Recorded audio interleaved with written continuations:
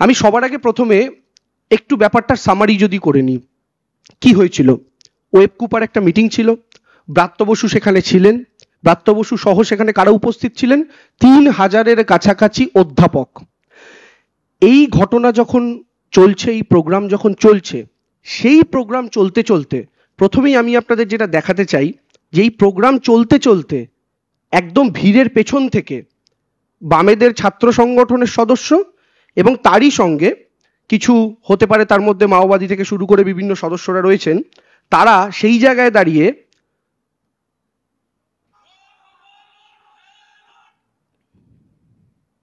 আপনারা যদি দেখেন, আপনারা দেখবেন অশোভনীয় ইঙ্গিত করা হচ্ছে রাজ্যের মন্ত্রীর দিকে তাকিয়ে, রাজ্যের মন্ত্রীর দিকে আঙুল তুলে তাকে বিভিন্ন রকম আঙুল দেখানো হচ্ছে, যেগুলো অশোভন, যেগুলো বলা যায় না, যেগুলো দেখানো যায় না। এখান থেকে ঘটনার সূত্রপাত। আমি আরো আরেকবার যদি ভিডিওটা আপনাদের জন্য চালিয়ে দিই, আপনাদের আমি ভিডিওটা পরবর্তীকালে দিয়ে দেবো, সেখানে আপনারা দেখতে পাবেন এই অশোভনীয় ইঙ্গিতগুলো করা হচ্ছে রাজ্যের মন্ত্রীর দিকে তাকিয়ে, এবং অধ্যাপকরা তখন বসে রয়েছেন গোটা স্টেডিয়ামে। এখান থেকে ঘটনার সূত্রপাত। এই কাজ যখন তারা শুরু করলেন, এই কাজ করার পর আস্তে আস্তে তারা অগ্রসর হতে থাকলেন স্টেজের দিকে। আমাদের অধ্যাপক, তাদের মধ্যে আমাদের মুখপাত্র প্রদীপ্ত মুখোপাধ্যায়, তিনি তাদেরকে বোঝাতে গেলেন, ভাই আমাদের প্রোগ্রামটা আমাদের করতে দাও, এবং এই বোঝানোটা তার কাল হলো, তাকে মারধর করা হলো, ধাক্কাধাক্কি করা হলো। আমার একটা সহজ প্রশ্ন সিপিএম এর বন্ধুদের কাছে, এসএফআই এর দাদা ভাইদের কাছে, বোনেদের কাছে, বন্ধুদের কাছে, আজ থেকে কয়েক বছর আগে, কয়েক দশক আগে, যখন তৃণমূল কংগ্রেসেরই কোনো এক প্রাক্তন নেতার বিরুদ্ধে কোনো এক শিক্ষক বা শিক্ষিকার সঙ্গে খারাপ ব্যবহারের অভিযোগ উঠেছিল, আপনাদের সেই জগ ছুঁড়ে মারা এপিসোড আপনাদের প্রত্যেকের সেটা নিয়ে খুব আলোচনা হয়েছিল, অত্যন্ত নিন্দনীয় ঘটনা। সেই ঘটনাটা নিয়ে আজও আমাদের বিরোধীরা 10 বছর 15 বছর পরেও আলোচনা করেন। কিন্তু আজকের দিনে দাঁড়িয়ে আমাদের বিরোধীদের, বিশেষ করে এসএফআই এর সদস্য বা মোহাম্মদ সেলিম থেকে সুজন চক্রবর্তী, তাদের কাউকে অধ্যাপকদের হেনস্থা করা, তাদেরকে মারধর করা নিয়ে একটা কথা বলতে শুনছি না। যে কাজ আরাবুল ইসলাম করেছিলেন সেই সময় নিন্দনীয় ছিল, সেই সময় সমালোচনা হয়েছিল। আজকে একই ঘটনায় এসএফআই এর গুন্ডারা যখন বিশ্ববিদ্যালয়ের ভেতর একই কাজ করলো, অধ্যাপকদের গায়ে হাত তুললো, তখন এটা নিয়ে আমার সিপিএম, এসএফআই এবং অন্যান্য বামপন্থী সংগঠনের বন্ধুরা চুপ কেন? এটা আমাদের প্রশ্ন থাকলো। এর পরবর্তীকালে আমাদের সকলকে আপনারা জানেন মারধর করা হলো, ব্রাত্য বসুর গাড়িকে ঘিরে ধরা হলো, এবং ব্রাত্য বসুর গাড়িকে যখন ঘিরে ধরা হলো তখন স্পষ্ট ভিডিওতে আপনারা প্রত্যেকে দেখেছেন, এটা বলা হচ্ছে ইট নিয়ে আয়, চার্জ কর। এবং এটার পর আপনারা প্রত্যেকে দেখেছেন ইট দিয়ে ব্রাত্য বসুর গাড়ির কাঁচ ভাঙা হয়, এবং স্বাভাবিকভাবেই আপনি আমি যে কেউ যদি গাড়ির ফ্রন্ট সিটে বসে আছি আর আমার সামনের কাঁচটা ভেঙে এত বড় গর্ত হয়ে গেছে, আমি জানি এরপরে যারা ইট নিয়ে আসছে আমার মাথাটা ফাটাবে, আমি কি সেখানে বসে অপেক্ষা করব? অনেকে প্রশাসনের কথা বলছেন, পুলিশ কি যাদবপুর ইউনিভার্সিটির ভেতরে ঢুকবে? আর যাদবপুর ইউনিভার্সিটির ভেতরে পুলিশ ঢোকানি 2014 সালে একটা হোক কলরবের মতো আন্দোলন দাঁড়িয়ে গিয়েছিল, সেই ইতিহাস আমরা প্রত্যেকে জানি। আবার যারা পুলিশের কথা বলছেন, এখানে তো পুলিশের কোনো রোল নেই, এবং এখানেই ব্রাত্য বসু অভিভাবক সুলভ আচরণ করেছেন, তিনি কিন্তু পুলিশ ডাকেননি। প্রাণের সংশয় হতে পারে এবং হচ্ছে জানার পরেও এতগুলো তৃণমূল পন্থী অধ্যাপক সংগঠনের সদস্যদের, অধ্যাপকরা এখানে রয়েছেন, তাদের প্রাণ সংশয় জানার পরও তারা কেউ, ইনক্লুডিং ব্রাত্য বসু, তারা কেউ কিন্তু পুলিশ ডাকেননি, নিজেরা ওখান থেকে বেরিয়ে গিয়েছেন এবং স্বাভাবিকভাবেই স্বাভাবিক মানব সত্তা অনুযায়ী বেরিয়ে গিয়েছেন। এটার মধ্যে অবাক হওয়ার কিন্তু কোনো কিছু নেই। এখন বিষয়টা হচ্ছে, এই গোটা ঘটনাটাকে কেন্দ্র করে একটা ছবি যেটা সর্বত্র দেখানো হচ্ছে, এই ছবিটা সর্বত্র দেখানো হচ্ছে, এবং বিশেষ করে আমাদের সিপিএম এর বন্ধুরা, যেটা নিয়ে আমি গতকালকে ভিডিও করেছিলাম, এবং আমার সেই ভিডিওর অন্য অংশ নিয়ে অন্যরকম বিশ্লেষণ করেছেন বামপন্থী বন্ধুরা। এসএফআই এর আমার প্রিয় দাদা সৃজন দা প্রেসমিট করেছে দেখছিলাম। আচ্ছা, আমাকে একটা কথা বুঝিয়ে দিন, এসএফআই এর দাদাদের কাছে আমার অনুরোধ, আমার প্রিয় সৃজনদার কাছে আমার অনুরোধ, যিনি প্রেসমিট করছিলেন, আমার ভিডিওর বক্তব্য ছিল এই ছবিটি আপাতভাবে দেখে মনে হচ্ছে সত্যি নয়। কেন মনে হচ্ছে তার কয়েকটা কারণ আমি আপনাদের বলি। এই ছবিটা আপনারা স্পষ্ট দেখতে পাচ্ছেন যে একজন স্করপিওর সামনে চাকার নিচে ঢুকে রয়েছে। এখন কয়েকটা বক্তব্য। প্রথম, ওই দিন কোনো স্টিল ছবি তোলা হয়নি। যে কটা ভিডিও বা ছবি আপনি আমি প্রত্যেকে পেয়েছি, প্রত্যেকটা ভিডিও থেকে নেওয়া, ভিডিও পজ করে নেওয়া তার স্ন্যাপ। এটাও ভিডিও থেকে নেওয়া স্ন্যাপ, এই যে ভিডিও থেকে নেওয়া স্ন্যাপ, তাহলে ভিডিও থেকে যে স্ন্যাপটা নিয়ে যেখানে দেখানো হচ্ছে এই গাড়ির চাকার নিচে নাকি ইন্দ্রানুজ শুয়ে রয়েছে, তাহলে আমাদের বক্তব্য হচ্ছে এই ভিডিওটা কোথায়? যে ভিডিও থেকে এই স্ন্যাপটা তোলা হলো সেই ভিডিওটা কোথায়? গতকাল সৃজন দ্বারা প্রেস মিট করে যে ভিডিওটা দেখিয়েছেন সেটা গাড়ির ব্যাক সাইডের ভিউ, এবং সেখানে যে কেউ পড়ে যাচ্ছে, সে পড়ে সাইডে চলে যাচ্ছে না কোন দিকে চলে যাচ্ছে বোঝা যাচ্ছে না, সেটা একমাত্র বোঝার উপায় ফ্রন্ট ভিউ থেকে। যে ফ্রন্ট ভিউয়ে স্ক্রিনশট তারা ভাইরাল করেছেন, তো যেখান থেকে এই স্ক্রিনশটটা যে ভিডিও থেকে আপনারা এক্সট্রাক্ট করেছেন সেই ভিডিওটা কোথায়? এটা যতক্ষণ না আমাদের কাছে আসছে আমরা তো এটাকে সত্যি বলে মনে করতে পারবো না, এটাই স্বাভাবিক। কারণ সব ভিডিও অ্যাভেলেবেল মার্কেটে, আপনারা প্রেস মিট করে করে সব ভিডিও দেখাচ্ছেন, শুধু এই ভিডিওটা দেখাতে পাচ্ছেন না। দেখিয়ে দিন, তাহলে বুঝবো সত্যি হয়তো কোনো ঘটনা ঘটেছে, ঘটে থাকতেই পারে তাড়াহুড়োর মধ্যে, কিন্তু দেখিয়ে দিন, এক নম্বর কথা। দু নম্বর কথা, স্বাভাবিক বুদ্ধি সম্পন্ন যে কেউ তারা যদি এই ছবির দিকে তাকান, স্বাভাবিক বুদ্ধিতে বিবেচনা করেন, তাহলে একটা এত বড় গাড়ি এবং এখানে যদি এটা সত্যি ইন্দ্রানুজ হয়, সে আড়াআড়ি ভাবে চাকার তলায় শুয়ে রয়েছে, এই চাকার তলায় শুয়ে থাকার পর এসএফআই বলছে ব্রাত্য বসুর গাড়ি চাপা দিয়ে চলে গিয়েছে। চাপা দিয়ে এই শব্দটা তারা ব্যবহার করছে। আচ্ছা, আপনারা কেউ বিশ্বাস করেন যদি এত বড় একটা গাড়ি এরকম আড়াআড়ি শুয়ে থাকা একটা মানুষের ওপর, লম্বালম্বি হলে আমি তাও মানতে পারতাম যে ওপর দিয়ে গাড়িটা বেরিয়ে চলে গেছে, তার নাকে চোখে মুখে চোট লেগেছে, কিন্তু আড়াআড়ি সে শুয়ে রয়েছে, তার উপর দিয়ে এত বড় একটা গাড়ি গিয়েছে, তারপরেও সেই ব্যক্তির শুধুমাত্র চোখে চোট লেগেছে। এটা কি করে সম্ভব? কোন অঙ্কে সম্ভব? এটা আমাদের একটু এসএফআই এর বন্ধুরা আরেকটা প্রেস মিট করে বুঝিয়ে দিন না, একটু উত্তর দিন না, সামনে আসুন না। একজন মানুষের ওপরে গোটা এত বড় গাড়ি চড়ে যাওয়ার পর কি করে সম্ভবপর হতে পারে সেই মানুষটার কেবলমাত্র চোখে চোট লেগেছে? এবার তারা বলছেন যে চোখের ওপর দিয়ে টায়ার চলে গেছে। আচ্ছা, আমার একটা কথা বলুন, যদি চোখের ওপর দিয়ে টায়ার যেতে হয়, স্বাভাবিক বুদ্ধিতে যেটা বলে আমাদের চোখকে টায়ারকে টাচ করতে হলে তার আগে কমপক্ষে নাকের হাড়, কপালের হাড় এবং গালের এই উঁচু অংশের হাড়কে ভাঙতেই হবে, কারণ চোখ এই তিনটের মাঝখানে অবস্থিত। কিন্তু তার কি নাকের হাড় ভেঙেছে, কপালের হাড় ভেঙেছে, গালের হাড় ভেঙেছে? না। আমি লাস্ট তার যা ছবি দেখলাম, তার চোখে কিছু ইনজিউরি অবশ্যই হয়েছে এবং তার এই জায়গাটা করে কিছু কেটে গিয়েছে, সেলাই পড়েছে।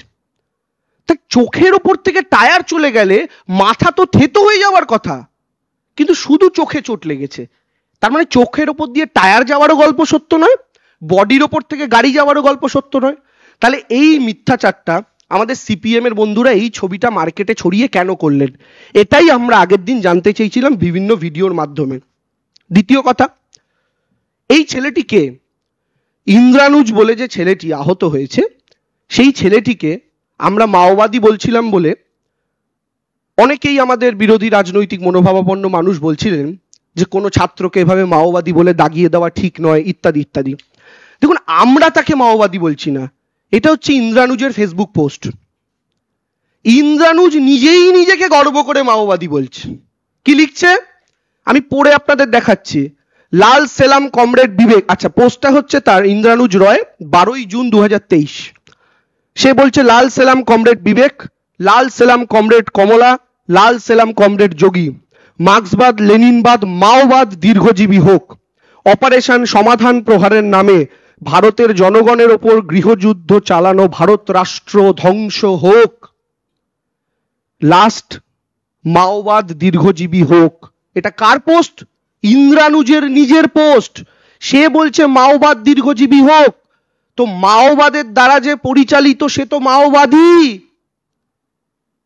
এটা তো জলের মতো স্বচ্ছ, এটাতে বিতর্কের কি অবকাশ আছে? এবং এই ব্যক্তিকে যে ঘোষিত মাওবাদী, তার প্রতি আমি দেখতে পাচ্ছি সিপিএম এর নেতারা করতেই পারেন, একজন অসুস্থ হয়েছে তাকে দেখতে যাবো, আমাদের ব্রাত্য বসু তো তার ফ্যামিলিকে ফোন করে খোঁজ খবর করেছেন, সেটা কোনো ব্যাপার না, এটা মানবিকতার কাজ। কিন্তু আমি যদি এটা নিয়ে এই প্রশ্নটা করি উল্টো দিক থেকে, উল্টো অ্যাঙ্গেলে, যে এসএফআই আজকে মাওবাদীদের সঙ্গে মিশে গিয়ে যাদবপুরে অধ্যাপকদের পেটাচ্ছে, তৃণমূলের ইউনিটের সভাপতি কিশলয়, যে আমাদের আইটিরও স্টেট কমিটি সেক্রেটারি, তাদেরকে পেটাচ্ছে, আগুন জ্বালাচ্ছে, সেই ইন্দ্রানুজ এই এসএফআই সম্পর্কে যাদবপুরের কি বক্তব্য রেখেছিল? এটা আপনাদের প্রত্যেকের শোনার দরকার আছে বলে আমার মনে হয়। আপনাদের সবার জন্য ইন্দ্রানুজ এসএফআই সম্পর্কে কি বলেছিল সেটা একটু শুনে নিন। যখন নাকি আইসিসি রিস্ট্রাকচারিং এবং ইলেকশনের ডেট নিয়ে মিটিংটা শুরু হয়, তখন প্রথমে এসএফআই থেকে 3 জন কর্মী নিয়ে ঢুকে যায়, যদি একজন করে আসার কথা ছিল। সমস্ত সংগঠনের প্রতিনিধিদেরকে আটকে দেয় এবং তালা মেরে তারা বাইরে থেকে হুমকি দিতে থাকে যে তোদের লাশ ফেলে দেবো, এবং তালা মেরে তারা বাইরে থেকে হুমকি দিতে থাকে যে তোদের লাশ ফেলে দেবো, এবং তালা মেরে তারা বাইরে থেকে হুমকি দিতে থাকে যে তোদের লাশ ফেলে দেবো। আমি হুমকিটা দেওয়াটাকে আমরা মনে করছি যে আমি অডিওটা আরেকবার চালাচ্ছি আপনাদের জন্য। কি বলছি ইন্দ্রানুজ এসএফআই সম্পর্কে, যাদবপুরের এসএফআই। যখন নাকি আইসিসি রিস্ট্রাকচারিং এবং ইলেকশনের ডেট নিয়ে মিটিংটা শুরু হয়, তখন প্রথমে এসএফআই থেকে 3 জন কর্মী নিয়ে ঢুকে যায়। যদি কোথায় সাউন্ড আসছে না? ও মাইক, বুঝতে পেরেছি।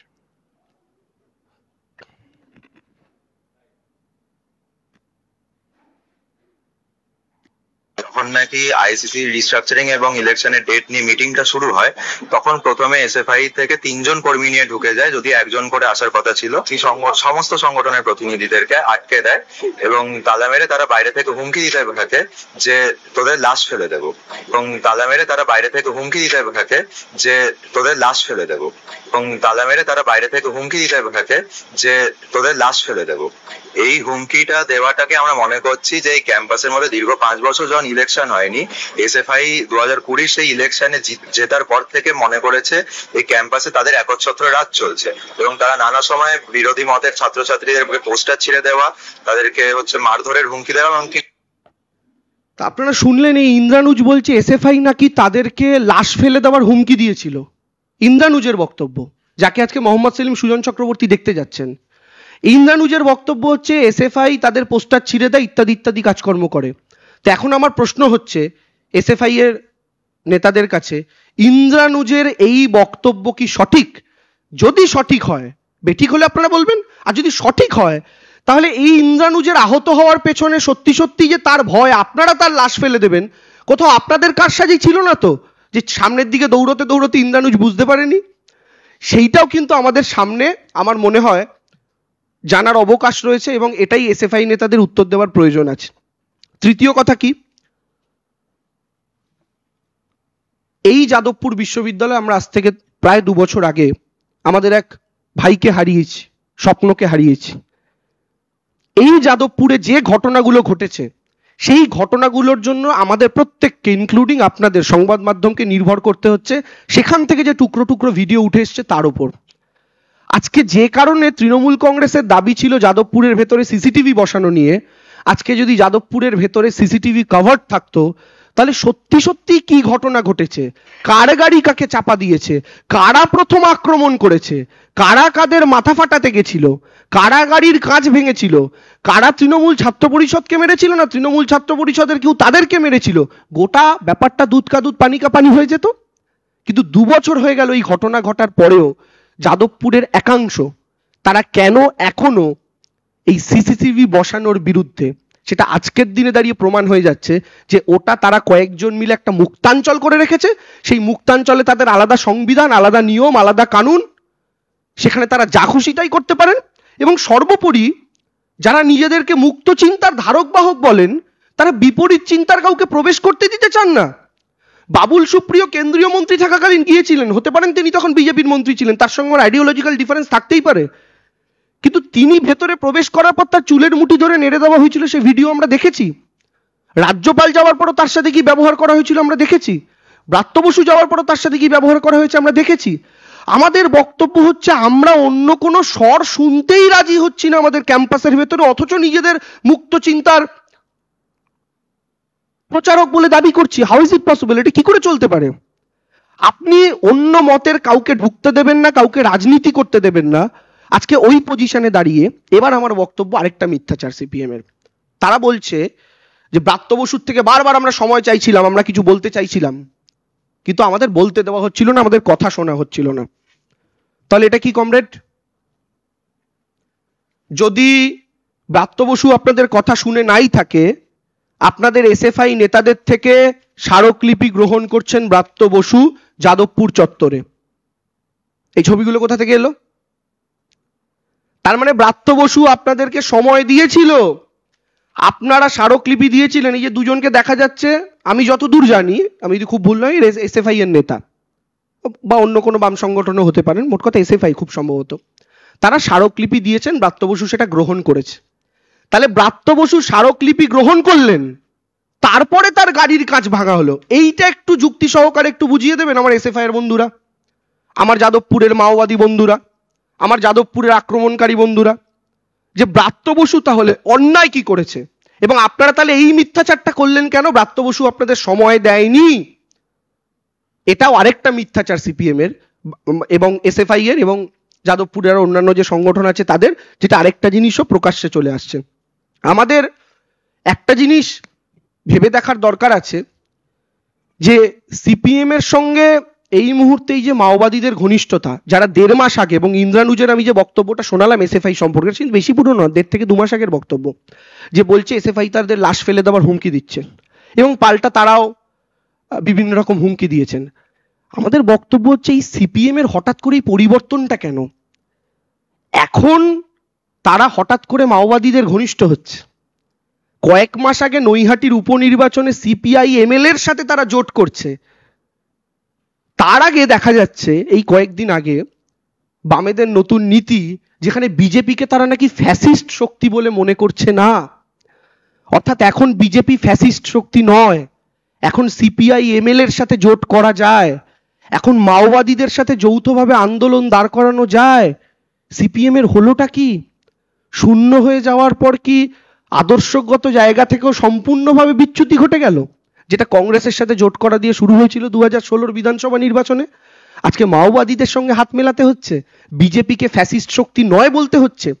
এই জায়গা থেকে দাঁড়িয়ে আমাদের একটা বক্তব্য, যে আমাদের বক্তব্য কোথাও গিয়ে কিন্তু as a university, as a institute যাদবপুরের বিরুদ্ধে নয়। আমরা যাদবপুরকে নিয়ে প্রত্যেকে গর্বিত। যাদবপুর আমাদের বাংলার একটি গর্বের প্রতিষ্ঠান, যেখান থেকে হাজার হাজার ছাত্রছাত্রী বেরিয়ে তারা গোটা পৃথিবীতে আজকে বিভিন্ন জায়গায় টপ পজিশনে বসে আছে, তারা ভারতের মুখ, বাংলার মুখ উজ্জ্বল করছে। যাদবপুরের মেধা নিয়ে, অ্যাজ এ ইনস্টিটিউশন যাদবপুর নিয়ে কারোর মনে কোনো সংশয় নেই। কিন্তু সমস্যাটা কি জানেন? 1000 জন পড়ুয়া থাকলে এই 10-12 জন যে গুন্ডা, 10-12 জন যে বদমাইশ, যারা পড়াশোনা করতে আসে না, যারা বিশ্ববিদ্যালয়টাকে এই রকম মারামারির আখড়া, রোজ রাস্তা দখল, রোজ মোড়ের মাথায় বসে পড়ছেন, রোজ হুমকি দিচ্ছেন, হুমকি পোস্টার দিচ্ছেন, কেন্দ্রীয় মন্ত্রীর চুলের মুঠি নেড়ে দিচ্ছেন, রাজ্যের মন্ত্রীর গাড়ির কাঁচ ভেঙে দিচ্ছেন, এই কাজ যারা করেন হাতে গোনা কয়েকজন, এরা কিন্তু যাদবপুরের বদনাম করার জন্য উঠে পড়ে লেগেছেন। কিন্তু আমাদের বিশ্বাস, এই কাজগুলো যারা করেন তারা 10%, বাকি 90% পড়ুয়ারা আসেন, তারা পড়াশোনা করেন, তারা লাইফে একটা জায়গাতে স্টেবল হন, তারা সাকসেসফুল হন, হয়ে তারা নিজেদের জীবনে তারা তাদের ফিরে যান। কিন্তু এই যে 10-12টা ছেলে মেয়ে, এই 15, 20, 30 সংখ্যা যাই হতে পারে, 10%, 15% ছেলে মেয়ে, তারা ক্রমাগত জেনারেশনের পর জেনারেশন ব্রেন ওয়াশ করতে করতে একটা নির্দিষ্ট সংখ্যক ছেলে মেয়েদের ক্রমাগত এই জিনিসটার মধ্যে দাঁড় করিয়ে রেখে দিয়েছেন, যার খেসারত আজও এই রাজ্যকে দিতে হচ্ছে, এই দেশকে দিতে হচ্ছে। সেই জায়গা থেকে দাঁড়িয়ে আমাদের স্পষ্ট বক্তব্য, যেটা আমরা প্রথমেও বললাম, আবারও বলছি, এই ঘটনায় বামেরা আরো একটা দাবি করেছেন যে তৃণমূল কংগ্রেসের গুন্ডারা নাকি ঢুকে পড়ছে। আমি আপনাদের এই আক্রমণকারীদেরই একজন, আমাদের এক বোন, সেই বোনের নাম হচ্ছে ব্রমানী ভট্টাচারিয়া, জেইউ এর কেমিক্যাল, 2026-এ সম্ভবত তার পাস আউট। এটা হচ্ছে তাদের কোন একটা হোয়াটসঅ্যাপ গ্রুপের চ্যাটে স্ক্রিনশট। এই চ্যাটে ভয়ঙ্কর বক্তব্য আপনি যদি শোনেন, সকাল 11টা 3 এই গ্রুপের চ্যাট, গ্রুপের নাম হচ্ছে ব্যাচ '26, অর্থাৎ 26-এ এরা পাস আউট করবে। সেখানে ব্রমানী সকাল 12টা 3, যখন সদ্য প্রিপারেশন চলছে এই ওয়েবকুবার প্রোগ্রামের, মানে হয়তো কেউ আসা শুরু করেছেন, তখন ব্রমানী ভট্টাচারিয়া তিনি এই গ্রুপে লিখছেন, হোয়াটসঅ্যাপ গ্রুপে, লোকজন টিএমসি এর 1000-এর ওপর লোকজন ক্যাম্পাসে, আশুতোষ, সুরেন্দ্রনাথ সব কলেজ থেকে বাসে করে চলে এসেছেন। তারপর বিভিন্ন কর্মচারী ইউনিট থেকে প্রচুর লোকজন এসছে। যে পারিস, হাতে যা পাচ্ছিস উইকেট ব্যাট নিয়ে আয়, হাতে যা পাচ্ছিস উইকেট ব্যাট নিয়ে আয়, আপনাদের প্রত্যেককে আমি যা যা ভিডিও দেখাচ্ছি বা স্ক্রিনশট দেখাচ্ছি এগুলো আমি পাঠিয়ে দেবো। এটা ব্রহ্মানী ভট্টাচার্য, তিনি গ্রুপে টেক্সট করছেন সকাল 11টা, তখন অধ্যাপকরা আসা শুরু করেছেন। আমার এসএফআই বন্ধুদের কাছে আরো একটা অনুরোধ, ওয়েব কুপার অধ্যাপক এবং যাদবপুরের ছাত্র এবং ব্রাত্য বসুর সঙ্গে যদি এক বা দুজন এসে থাকেন, এরা বাদ দিয়ে একটা বহিরাগতর ছবি বা ভিডিও আপনারা দেখান প্লিজ। সোকল্ড আপনাদের ভাষায় যারা তৃণমূলের গুন্ডা, এরকম একটা গুন্ডার ছবি দেখান যে ওয়েব কুপার অধ্যাপক নয়, যাদবপুরের ছাত্র নয়, কিংবা মন্ত্রীর সাথে আসে এক দুজন বাদ দিয়া অন্য কেউ, দয়া করে সামনে আনুন। সৃজন ভট্টাচার্যের প্রেস কনফারেন্সে আমরা দেখছিলাম তারা বলছিলেন যে বাইরে থেকে তৃণমূল গুন্ডা নিয়ে আসছিল, এই গ্রুপের মেসেজও আপনারা দেখলেন। আপনারা তো জানেন ওখানে সংবাদ মাধ্যমের অনেকেই সেই প্রোগ্রাম হয়তো কভার করতে গেছিলেন ওয়েব কুপার, সেখানে কি অধ্যাপকদের বাইরে আর কেউ ছিল? সেই জায়গা থেকে দাঁড়িয়ে যে মিথ্যাচার করা হচ্ছে এর সপক্ষেও কোনো প্রমাণ তারা দিতে পারেননি। এখনো পর্যন্ত যে যাদবপুর মেধা সম্পন্ন বলা হয়, তাদের এই মিসক্রিয়েন্টসরাও মেধা সম্পন্ন বলে আমি মনে করি, নাহলে তো তারা যাদবপুরে চান্স পেতেন না। তারা একটা ভিডিও বা ছবি তুলে রাখতে পারেননি বহিরাগত গুন্ডাদের, যারা নাকি আপনাদের আক্রমণ করছিল। গাড়ি চলে যাওয়ার ভিডিও আপনারা রেকর্ড করতে পেরেছেন, কিন্তু তৃণমূলের গুন্ডারা যখন আপনাদের আক্রমণ করছিল তার কোনো ভিডিও পাননি, তার কোনো ছবি তুলতে পারেননি। তখন কোথায় গেছিল আপনাদের মোবাইল? স্টোরেজ ভর্তি হয়ে গেছিল। এই জায়গাগুলো থেকে আপনারা যদি সবকটাকে ডটগুলোকে কানেক্ট করতে শুরু করেন, আপনাদের কাছে গোটা ব্যাপারটা ক্লিয়ার হয়ে যাবে উস্কানি কাদের ছিল। এই যে শুরুর ভিডিও দেখালাম আপনাদের, যে ব্রাত্য বসুরা যখন প্রোগ্রাম করছেন তখন পেছন থেকে কিছু ছাত্রী কেউ ছিল না, আমার চোখে পড়েনি, তারা আঙুলের বিভিন্ন রকমের ইশারা দেখাচ্ছেন, যেটা দেখানো যায় না, যেটা রুচিসম্পন্ন নয়, সেই দৃশ্য দেখিয়ে তারা উস্কানি শুরু করেছেন। সেখান থেকে ব্রাত্য বসুকে ডেপুটেশন দেওয়ার পরেও তাকে আক্রমণ করা, আমাদের ঘর পুড়িয়ে দেওয়া শিক্ষা বন্ধুদের, আমার ইউনিটের প্রেসিডেন্ট, ছাত্র পরিষদের কিশলা এবং যে আমার আইটিরও স্টেট কমিটির সদস্য, তাদেরকে মারধর করা, এবং এই গোটা ঘটনাটা পরপর চলতে থাকলো। তার উপরে গাড়ির নিচে পড়ে থাকার একটা ফেক ছবিকে মার্কেটে এনে এই ব্যাপারটাকে আরো অন্যরকম ভাবে তৈরি করে সাধারণ ছাত্রছাত্রীদের মনে সহানুভূতি তৈরির মিথ্যা এবং ব্যর্থ প্রচেষ্টা এসএফআই এর তরফ থেকে করা হলো, যে জিনিসটা আজকে সাধারণ মানুষ বুঝে গিয়েছেন বলে আমাদের বিশ্বাস। এবং আমি শেষ করছি শুধু একটা কথা বলে, সামারি, সেই সামারিতে 5টা প্রশ্ন এক লাইন করে আমার সিপিএম এর বন্ধুদের কাছে, এসএফআই এর বন্ধুদের কাছে রইল, 5টা প্রশ্ন এক লাইন করে, দয়া করে এই 5টা প্রশ্নের উত্তর দিয়ে দেবেন, আমরা ক্ষমা চেয়ে নেব। 1, ওয়েব কিপা জেইউ স্টুডেন্টস এবং ব্রাত্য বসুর সঙ্গে যদি এক দুজন এসে থাকেন, তারা বাদ দিয়ে তৃণমূলের সো কল্ড কোনো বহিরাগত গুন্ডার একজনেরও ছবি বা ভিডিও আপনারা দয়া করে সামনে আনুন, আর না পারলে ক্ষমা চান। 1, 2, আপনাদের কাছে প্রশ্ন, ব্রাত্য বসুর হাতে স্মারকলিপি দেওয়ার পরেও, যে ছবি আমরা দেখিয়েছি, ব্রাত্য বসুর হাতে স্মারকলিপি দেওয়ার পরেও আপনারা এই দাবি কেন করলেন যে ব্রাত্য বসু আপনাদেরকে সময় দেয়নি? Question number 2। কোশ্চেন নাম্বার 3, এই যে ছবিটা আমরা একদম প্রথম আপনাদেরকে দেখিয়েছি, এই ছবিটার ভিডিও কোথায়? এই ছবিটা যে ভিডিও থেকে এক্সট্রাক্ট করা, সেই ভিডিওটা কোথায়? কারণ ভিডিওর মুভমেন্টটা যদি চোখে পড়ে তখন বোঝা যাবে যে এইরকম একজন পড়ে যাওয়ার পরেও, গাড়ি চড়ে যাওয়ার পরেও কি করে সেই মানুষটা অক্ষত থাকতে পারেন, শুধু চোখের কোনায় চোট লাগতে পারে।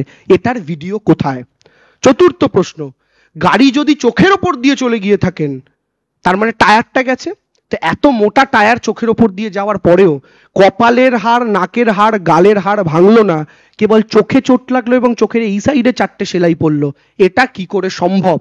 এবং 5, আপনাদের এখনকার blue eyed boy Indranuj SFI কে নিয়ে 1.5 মাস আগে যে বক্তব্য রেখেছে, এসএফআই নাকি তাদের লাশ ফেলে দেওয়ার হুমকি দিয়েছে, ইন্দ্রানুজের সেই অভিযোগ সত্য না মিথ্যা? এই 5টা প্রশ্নের জবাব আমার সিপিএম এর, এসএফআই এর আমার প্রিয় সৃজনদা আমাদেরকে দিয়ে দিন, আমরা বাধিত থাকবো।